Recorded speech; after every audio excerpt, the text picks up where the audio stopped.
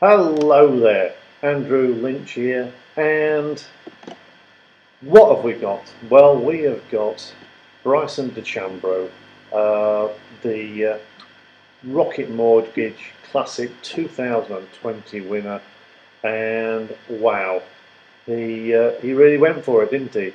He just kind of like, I think he's like a lot of golfers want to be on a Saturday morning. They want to hit the ball absolutely as hard as they can and straight.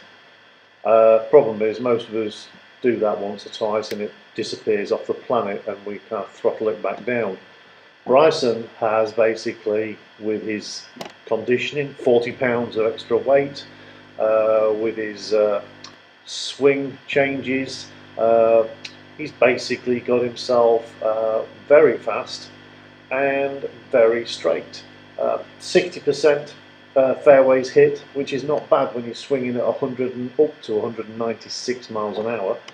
So let's have a look at this drive swing. This was on the first hole and he hit this 375. So let's just have a look. I've got a line in there to basically just, let's go, it all happened so quick. Bang. Now, what you get from this is there seems to be a lot, you see a lot of old stuff, believe it or not. So what's the old stuff? Well, look at that front heel. You want to make a powerful turn? Start lifting your heel. We can't all be like Dustin Johnson. He's lifting his heel there, and as he goes through the shot, he's replanting, which I dare say he's not just replanting down, so he's going to be basically pushing away this way. So he's going to be pushing away, and that will clear him really fast. So let's take that on and down and down and down, and yes, he's coming up, but he's pushing away, and then you can tell he's pushing away because look at this front foot after it's gone. And who does that remind you of? But Jack Nicklaus and Arnold Palmer. That front foot is just, look at it. Look where it is. That's just classic Arnie and Jack. So this is what is quite funny when we talk about Bryson the scientist and Bryson this and that. He's using a lot of stuff that's been around for 50, 60 years. So let's have a look at a long iron. And there we go. So this is a long iron, and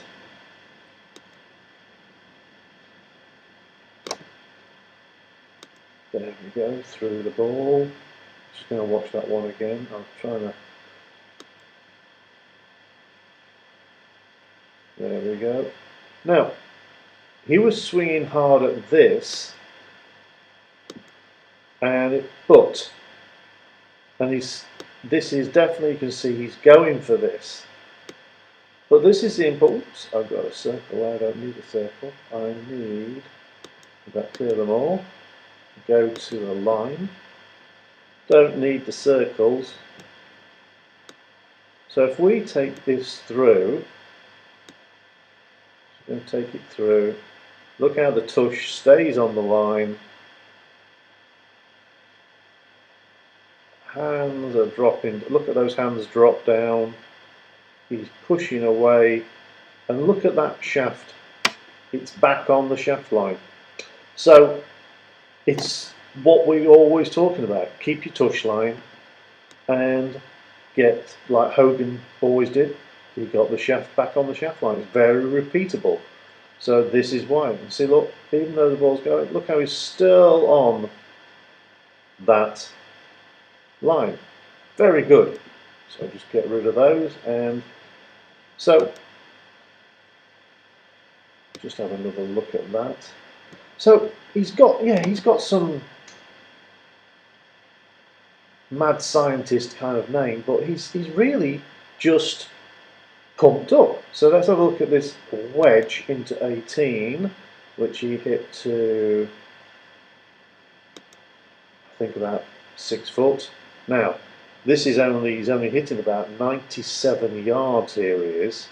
So again, let's just put in the lines. Just watch this.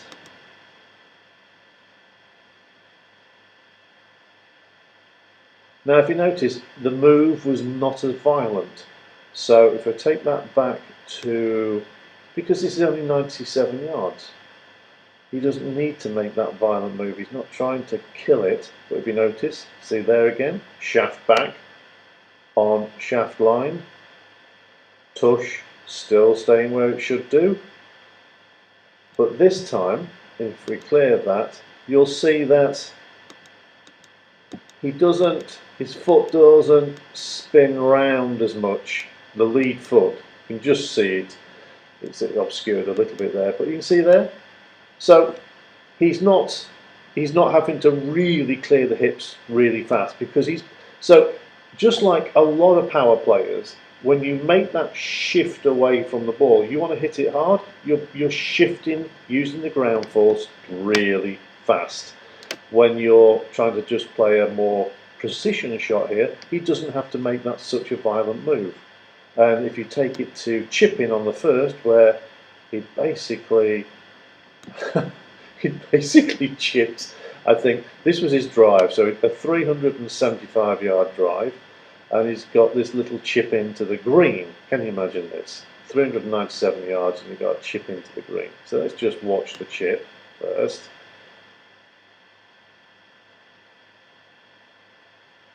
Watch it again.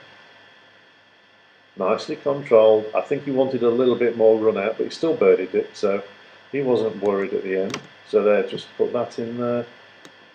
That in there. Shaft in there. And then let's just take that through to impact. You notice there, club's not fanning open.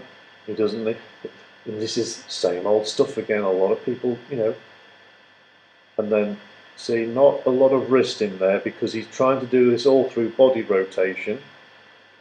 Back, there he is, impact. Look at that, tush, perfect. Shaft line, perfect. And then keep it so the face is there, open, and it goes away nice and softly to the green.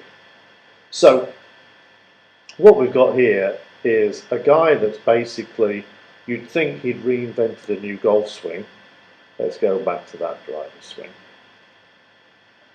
But in effect, he's basically muscled up, and because of that now, his legs, his legs are really strong. So now he can basically shift this way, because he's not shifting that way. It's more this way back, and that way he's just generating more speed. And so there's not a lot of secret to this swing. There you go, you see that foot, because Arnie was doing it, Jack was doing it, and they were fantastic. Jack had fantastically strong legs. Now, I think Bryson needs the muscle to basically, because he's putting a lot of pressure on his body here, he needs the muscle to protect his body. It's not really per se the source of his swing, because we know it's fast twitch that does it, not slow twitch. All this muscle is slow twitch. So that doesn't, but definitely his legs being stronger. So I always think, if there's one thing you want to build up, two things you want to build up in a golfer, any golfer, is your legs and your wrists. So there we go. That's Bryson DeChambeau. He also had an excellent putting week, because I don't care who you are, if you can't get the ball in the hole, it doesn't matter how far you hit the ball. So because let's face it, 375 yard drive, no good chunking it and then taking a putt and a putt, because you might as well have hit it 10 yards off the tee. So Really, it's a good swing. Yes, he's got his quirks with his. Let's have a look at that long iron because I think you really see that quirk, which is, you look at this slow. He takes it away in the one plane, but that was Mo normal, wasn't it? Really. So there's nothing new in golf except making sure you're fit to play, and I think that's what I learned from Bryson really, which is his swing suits him.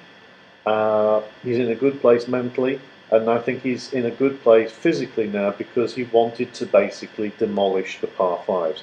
I remember Lee Trevino saying about Jack Nicklaus, he said it must be great to wake up in the morning knowing that you're 5 under par when you stand on the tee, he said, because that's how long Jack was.